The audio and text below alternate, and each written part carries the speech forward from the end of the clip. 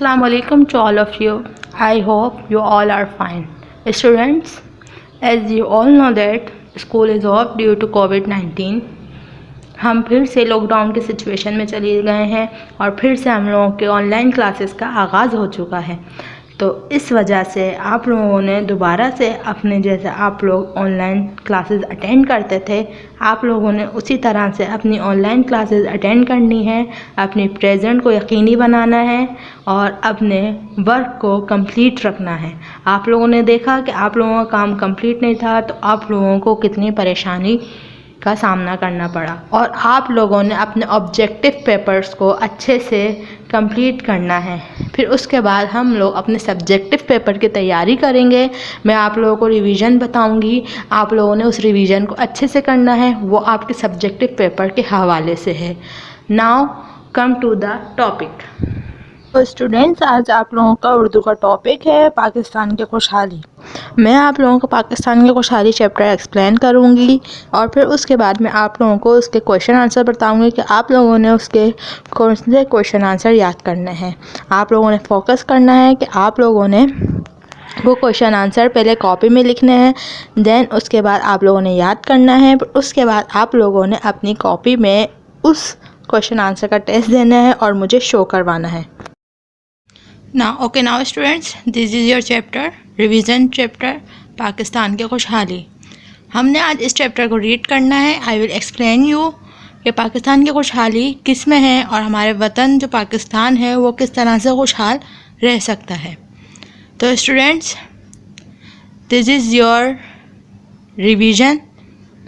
आप लोगों ने इस चैप्टर के क्वेश्चन आंसर याद करने हैं। मैं आप लोगों को बता दूंगी कि कौन से क्वेश्चन जो हैं आप लोगों ने उनके जवाब याद करने हैं। तो लेट्स स्टार्ट। ज़राअत और इंसान का बहुत पुराना साथ है, बल्कि अगर ये कहा जाए तो बेजाना होगा कि जब से इंसान ने दुनिया में कदम रखा ज़राअत का काम शुरू हो गया और जब तक ये दुनिया बाकी रहेगी ज़राअत की अहमियत बाकी रहेगी। इसकी वजह यह है कि इंसान को ज़िंदा रहने के लिए ग़िज़ा की ज़रूरत होती है। ये ज़राअत का शोबा ही तो है जो खुराक पैदा करने में दिन रात लगा रहता है। ओके स्टूडेंट, इस पैराग्राफ में हमें ये बता रहे हैं कि इंसान जब से आया है इस दुनिया में तब से ही उसने खेती बाड़ी का काम स्टार्ट किया।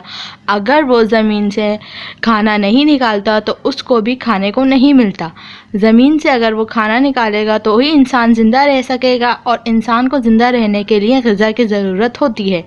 तो ये ज़राअत ही है जो खुराक पैदा करने में दिन रात लगी रहती है। ज़राअत का शोबा ही है जो दिन रात हमारे लिए खुराक पैदा करता है ताकि हम खा पी सकें। हमारा प्यारा मुल्क पाकिस्तान एक ज़रई मुल्क है। पाकिस्तान की तकरीबन 70% आबादी देहात में रहती है। हमारा पाकिस्तान जो मुल्क है वो एक एग्रीकल्चर कंट्री है, वो एक ज़रई मुल्क है, वो खुराक पैदा करता है, खुराक पैदा करने में ख़ुद कफ़ील है। हमारी पाकिस्तान की खुशहाली का इन्हिसार ज़राअत पर ही है क्योंकि पाकिस्तान की तकरीबन 70% आबादी हमारी गांव में रहती है और जो लोग गांव में रहते हैं वही ज़राअत पर काम करते हैं। देहात में रहने वालों की अक्सरियत ज़राअत के शोबे से मुंसलिक है। जैसा कि मैंने आप लोगों को बताया कि देहात में रहने वाले जो लोग होते हैं वो ज़्यादातर ज़राअत के पेशे से मुंसलिक होते हैं, उनसे वाबस्ता होते हैं। वही लोग हमारे लिए खुराक तैयार करते हैं। गांव में जो लोग रहते हैं वही हमारे लिए दिन रात खुराक तैयार करते हैं ताकि हम उस खुराक को अपने खाने में इस्तेमाल कर सकें और हम उस खुराक को खाएं। जैसे कि हमारे पास चावल है, दालें हैं, गंदम है। गंदम से हमारा आटा बनता है तो हम रोटी खाते हैं, चावल हम चावल खाते हैं, दालें हम दाल खाते हैं। तो ये सब हमारी ज़राअत से मुंसलिक होती हैं। और भी बहुत सी चीज़ें हैं जो हमारी ज़राअत से मुंसलिक हैं जो ज़मीन से हमें जोड़ती हैं। ये लोग खेती बाड़ी करते हैं और मुल्क की ग़िज़ाई ज़रूरियात पूरी करने की कोशिश करते हैं। जो लोग देहात में रहते हैं वो ज़राअत से मुंसलिक होते हैं और जो लोग ज़राअत से मुंसलिक होते हैं वही लोग खेती बाड़ी करते हैं और मुल्क की ग़िज़ाई जो हमारा पूरा मुल्क है उसकी ग़िज़ाई ज़रूरियात को पूरा करने की कोशिश करते हैं। इनकी शब और रोज़ मेहनत की बदौलत ज़री पैदावार में इजाफ़ा हो रहा है। अगर ये लोग जो देहात में रहते हैं वही लोग मुस्तकिल काम करते रहेंगे तो ही उनकी मेहनत की बदौलत ही हमारी ज़री पैदावार में इजाफ़ा होगा और हमारा पाकिस्तान खुशहाल रहेगा। زراعت سے ملک کی معیشت مضبوط ہوتی ہے. یہی وجہ ہے کہ زراعت کو پاکستان کی ریڑھ کی ہڈی تصور کیا جاتا ہے. انسانی جسم میں ریڑھ کی ہڈی کی اہمیت سے آپ بخوبی آگاہ ہیں. اگر خدا نخواستہ ریڑھ کی ہڈی میں کوئی نقص واقع ہو جائے تو انسانی جسم مفلوج ہو کر رہ جاتا ہے. اسی طرح زراعت ہمارے ملک کے لیے بہت اہم ہے. اگر یہ شعبہ کمزور پڑ جائے تو اس سے ملک کمزور ہوگا. اسٹوڈنٹس، ایگریکلچر ہمارے ملک کی اکنامک کے لیے بہت اہمیت رکھتی ہے، بہت طاقتور ہے، اور یہی وجہ ہے کہ زراعت کو پاکستان کی ریڑھ کی ہڈی تصور کیا جاتا ہے، بیک بون. ہمارے جسم میں بھی ہماری بیک بون ہے. اگر یہ کسی وجہ سے یہ اس میں ڈیفالٹ پیدا ہو جاتا ہے تو ہم مفلوج ہو کے رہ جاتے ہیں، جسے ہم پیرالائز کہتے ہیں. ہم خود کچھ کام نہیں کر سکتے. اسی طرح سے زراعت جو ہے وہ ہمارے ملک کے لیے بہت اہمیت کے حامل ہے. اگر اس کو بھی نقصان پہنچتا ہے تو ہمارا ملک بھی مفلوج ہو کر رہ جائے گا اور اس کو بھی کمزوری ہوگی. زندگی کے ہر شعبے میں سائنس کا عمل دخل دیکھا جا سکتا ہے. زراعت کے شعبے میں بھی سائنس نے انقلاب برپا کر دیا ہے. آج سے 30 سال پہلے تک کھیتی باڑی کے سارے کام انسانی ہاتھوں اور چوپایوں کی مدد سے انجام پاتے تھے. کھیت میں ہل چلانے، کنویں سے پانی نکالنے، گندم کی کٹائی کرنے اور گنے کا رس نکالنے کے لیے چوپایوں سے کام لیا جاتا تھا. اسٹوڈنٹس، چوپائے کہتے ہیں 4 پیر والے جانوروں کو. ان کو چوپائے کہا جاتا ہے. تو انہی انسانی ہاتھوں اور چوپایوں سے ہم 30 سال پہلے یا بہت سال پہلے ہم کھیتی باڑی انہی طریقوں سے کرتے تھے. ہمیں کنویں سے پانی نکالنا ہو، کھیتوں میں ہل چلانا ہو، گندم کی کٹائی کرنی ہو یا گنے کا رس نکالنا ہو تو ہم چوپایوں سے ہی کام لیتے تھے. اب سائنسدانوں نے کھیتی باڑی کے ہر کام کے لیے مشینیں ایجاد کر لی ہیں. ٹریکٹر کی مدد سے ہل چلایا جاتا ہے. ہارویسٹنگ مشین سے فصل کی کٹائی اور گہائی کا کام ایک ساتھ عمل میں آتا ہے. ٹیوب ویل سے کھیت سیراب کیے جاتے ہیں. غرض مشینوں سے کسان کے کام میں تیزی آ گئی اور کام پہلے کے نسبت تیز رفتاری سے ہوتا ہے.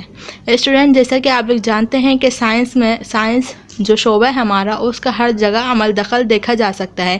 چاہے وہ ہمارا کچن ہو، ہماری فیکٹریز ہوں، ہماری صنعتیں ہوں، ہماری کپڑے بنانے کی مشینیں ہوں یا ہماری ٹیکسٹائلز ہوں، ادھر ہر جگہ سائنس نے ایک مشین ایجاد کر لی ہے. اسی طرح اسی کے لیے بھی ہمارے سائنسدانوں نے زراعت کے لیے بھی مشینیں ایجاد کر لی ہیں. جیسے کہ ٹریکٹر کی مدد سے ہم ہل چلا سکتے ہیں، ہارویسٹنگ مشین سے ہم فصل کی کٹائی کر سکتے ہیں اور ٹیوب ویل سے ہم کھیت سیراب کر سکتے ہیں. جیسا کہ اس مشینوں سے کسان کے ان سارے کاموں میں تیزی آ گئی ہے اور کسان کو اپنا کام آسان لگنے لگا ہے. اب وہ دن رات محنت کرنے کے بجائے ان مشینوں سے اپنے کام استعمال کرتا ہے تاکہ وہ آگے جا کر اور زیادہ سے زیادہ اپنے کھیتوں کو سیراب کر سکے.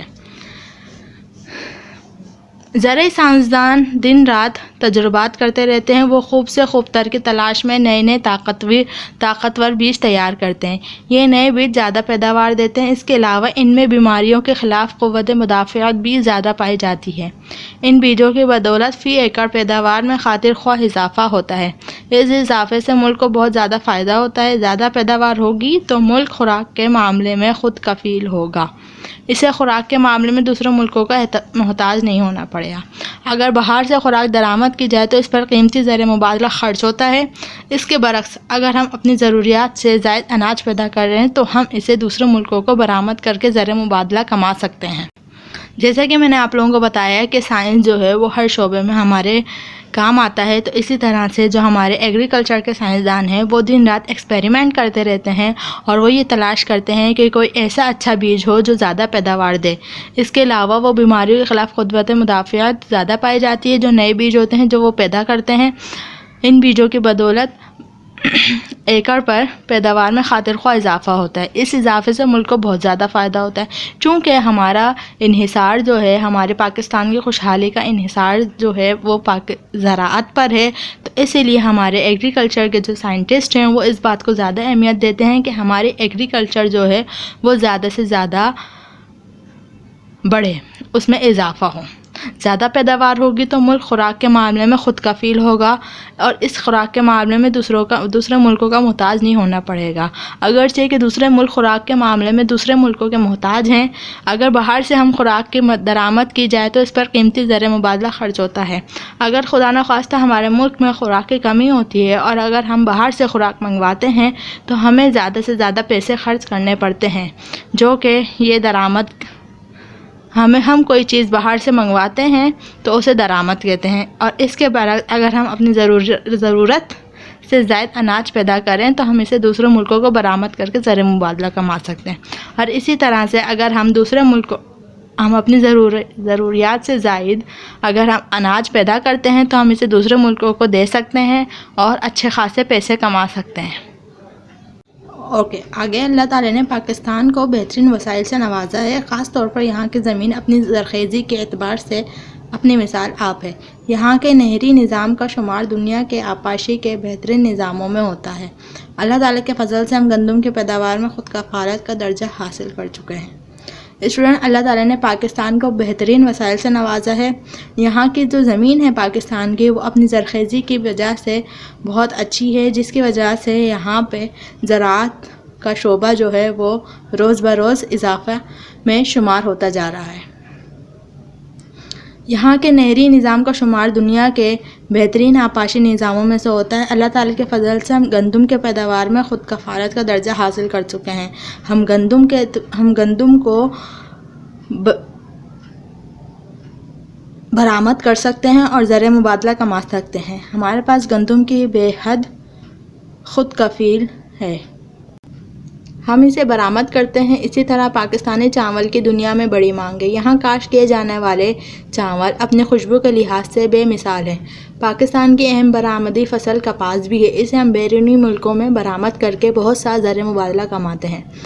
یہ میں نے آپ لوگوں کو برآمد بتائی ہے جو ہم پاکستان جو ہے وہ دوسرے ملکوں کو دیتا ہے اور بہت سارے زر مبادلہ یعنی پیسے کماتا ہے۔ اسی طرح پاکستان برآمد میں پاکستان کے چاول، کپاس اور گندم اپنی مثال آپ ہیں جو کہ خود کفیل ہیں اور دوسرے ملکوں کو دیتے ہیں تاکہ زر مبادلہ کما سکیں۔ یہ ہماری برآمد ہے۔ آٹے اور چاول کی ملیں، خوردنی، تیل، دھاگا اور کپڑے بنانے کے کارخانے، یہ سب زراعت سے وابستہ ہیں۔ یوں زراعت کی ترقی کے ساتھ صنعتی ترقی بھی ممکن ہوتی ہے۔ خوردنی تیل نکالنے کے لیے روغنی اجناس کی ضرورت ہوتی ہے۔ ہمارے ملک میں سورج مکھی، کینولا وغیرہ سے خوردنی تیل نکالا جاتا ہے۔ خوردنی تیل کہتے ہیں کھانا پکانے کے تیل کو۔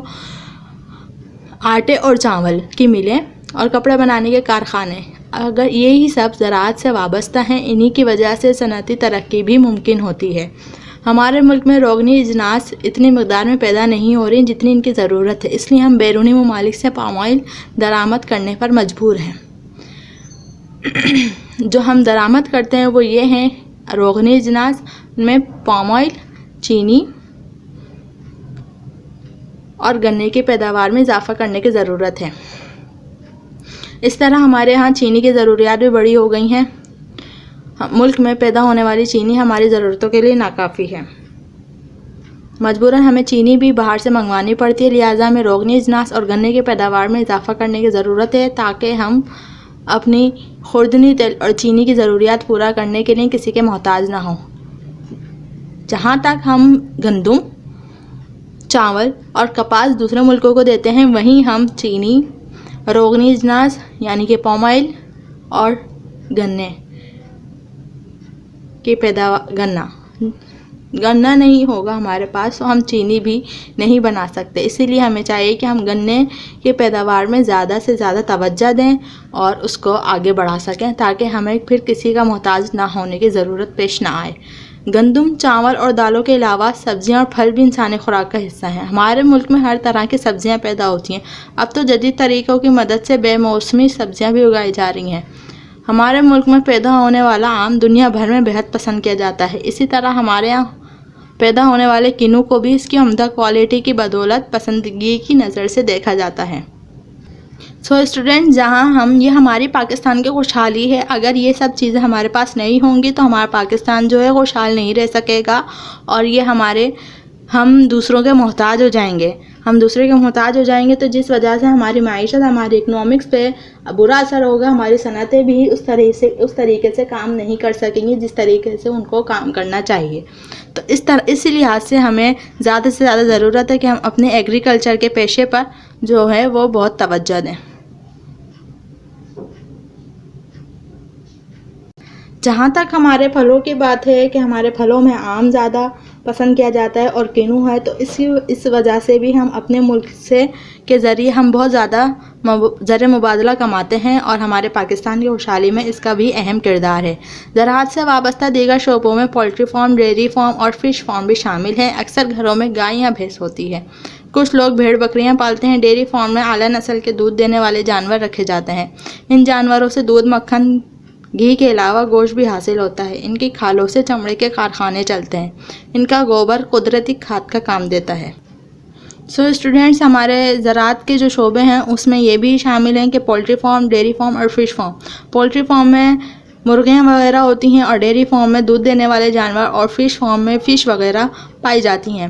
پولٹری فارم میں مرغیاں ہوتی ہیں اور انڈے کے علاوہ مرغیوں کا گوشت بھی ہم جو ہیں وہ استعمال کرتے ہیں. یہی ہمارے زراعت سے وابستہ بھی ہوتا ہے.